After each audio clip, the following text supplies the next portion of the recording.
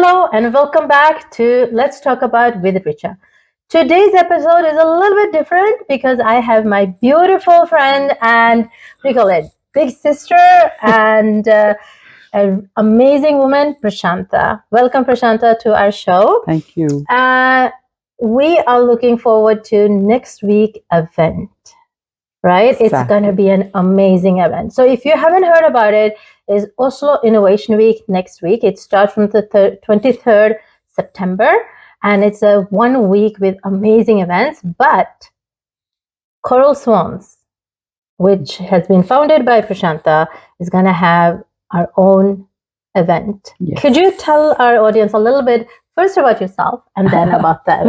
Well, about myself, I am the founder and the CEO of Coral Swans. Richa is also a chair, in addition to being my little sister, so I get to boss over her once a while. But being the chair, she gets to boss over me sometimes. So we have a lot of these role businesses. But Coral Swans basically aims to support women by women.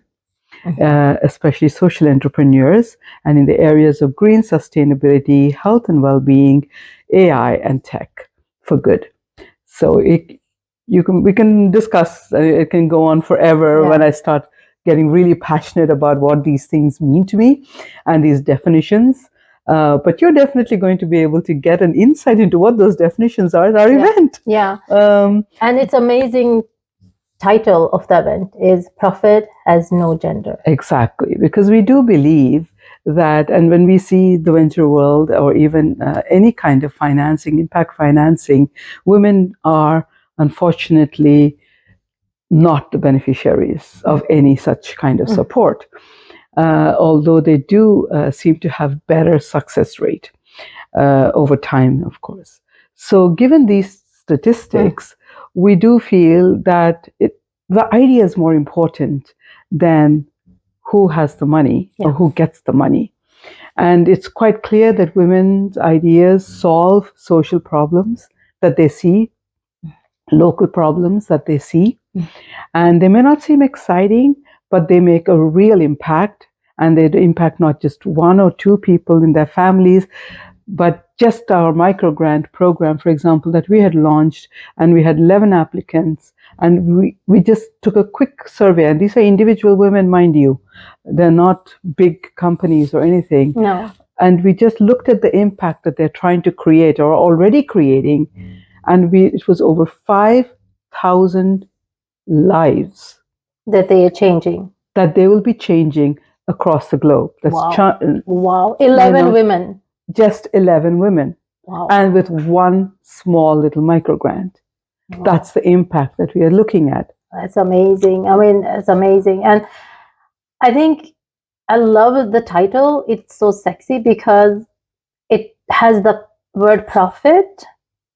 Yeah. And I like that word also because that means teaching money.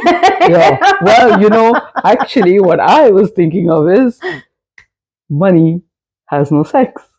Yeah. But, we were a little bit worried about people might misunderstand, because when I Googled it, what do you think turned up? Oh my God. Exactly. Yeah. Okay. So that's the reason why. But I like it. I like profit has no gender. Yes. And it is so true. And yes, sometimes socialpreneurship or that impact is not visible at that time. But as you did the survey, 11 women impacting 5,000 lives. That's amazing. That it itself has a social value, and in the long term, that means profit. Yeah. That means profit. It does. Yeah. So that's amazing. Society benefits. And these are measurable as well. That's the thing.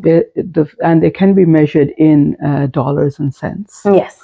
And that is where we are coming from. So, profit has no gender, and it comes in many forms.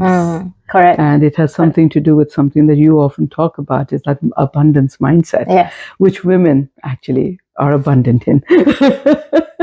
No, it's true. It's true. And as you said very nicely, women are very good leaders and empathic, understanding, but also they're good in calculating risks. A lot of women take a lot of risk. Just carrying a child could be risky, but we still do it, but it's a calculated risk.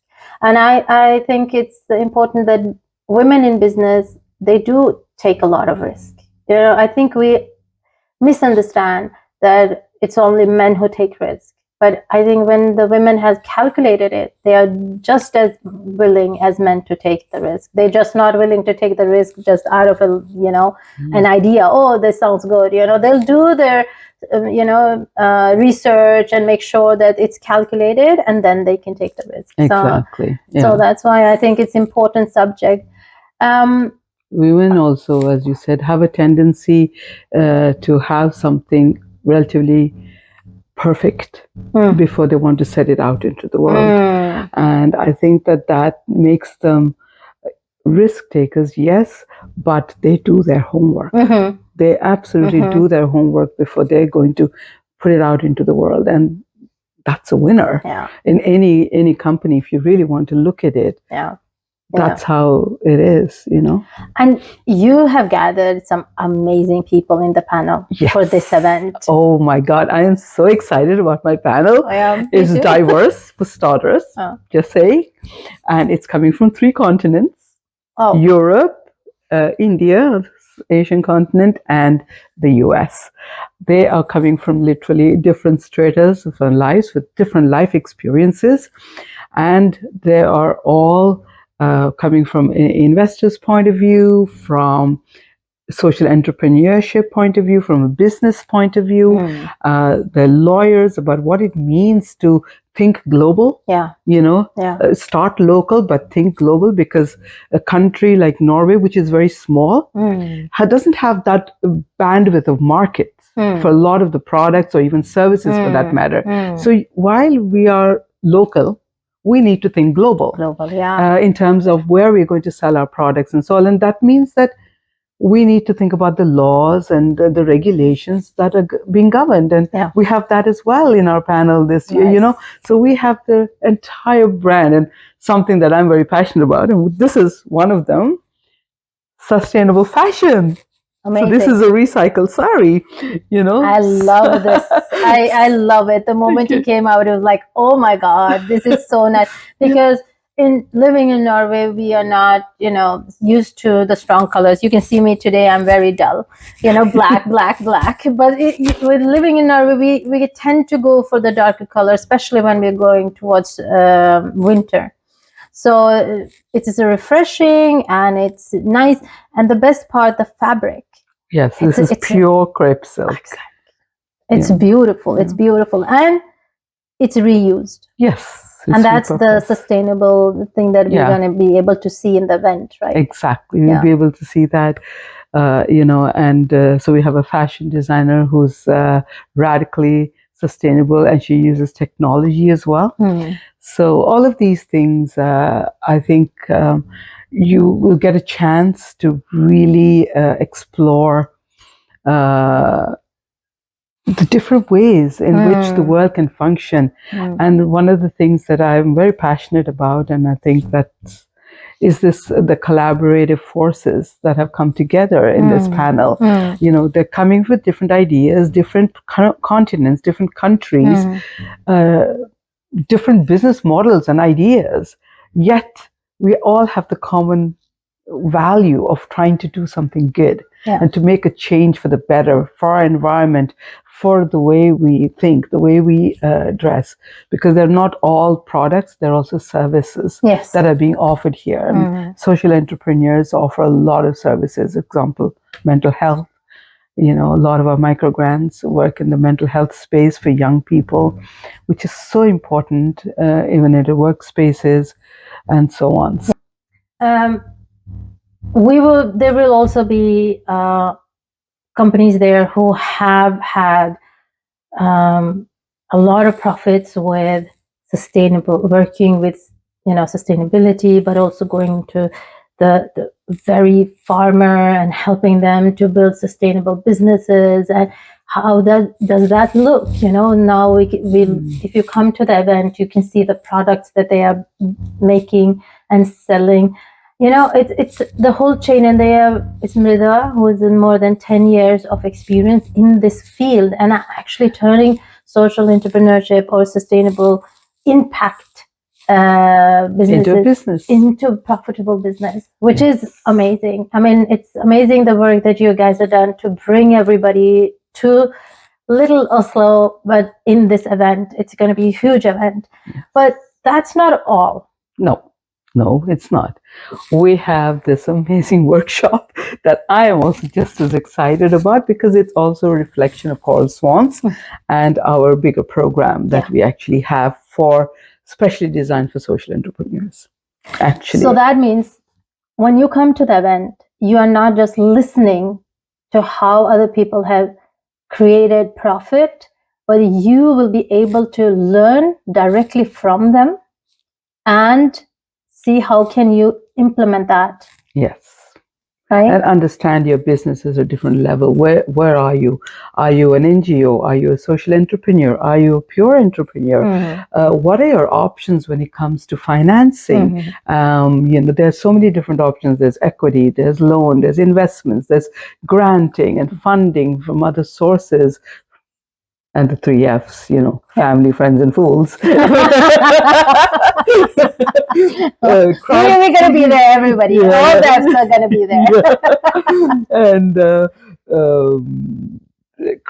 crowdfunding. There are a multitude of ways in which we can harness this money. I mean, I'm going to throw out a very big number right now. And I just think it's such a pity that it's out there and all these great ideas are not being used. Yeah. And there's about $200 billion floating around to be able to perhaps support exactly your project and your idea. Exactly. So be a part of the workshop because you will have a chance to dig deeper, come and learn about all of these options that you have actually. You really need to, be there if you really want to elevate your business. So if you're in Oslo, you should make sure that you are a part of this workshop. We will share the links and register right now because for a very, very small amount of money, you'll get a lot of value. And being around the people who are, showing you how to get the profit, connecting with their network and learning from people who's doing this every day is what going to change your mindset. You're thinking about $200 billion. I mean, even if you get 1% of that, it can, elevate your business. So don't, if you have other plans, make sure that you cancel them, come to this event, and we really want to see you there. Yes, I think you would learn a lot. We are even trying to also talk about how the investors actually think. What are they looking for? So it's not just about you constantly seeking money in as well, but also to understand the other side of the picture. Because why is there so much money floating around? It is because investors are not being able to get what they want of the right projects. And so that means that there is a huge gap even in potential of what we are presenting to investors. And that's what the workshop's about, to address that as well. Said, this is what we think, and this is where we're not able to present our ideas or our communication. There's so many things. I mean, you could go on forever, but I'm going to keep it a little bit of a mystery and not give away the whole workshop here. Yeah, because if you're there, you'll get it. Yes, exactly. So stay connected. And thank you, Prasantha. Thank you for coming again on our talk show. It's always nice to have a conversation with you. Well, I love this instead of the digital thing, though. Yes. I must admit. Yeah, me too. Me too. Okay, people, stay tuned, get registered, and until then, take care of yourself and be kind to yourself and to others.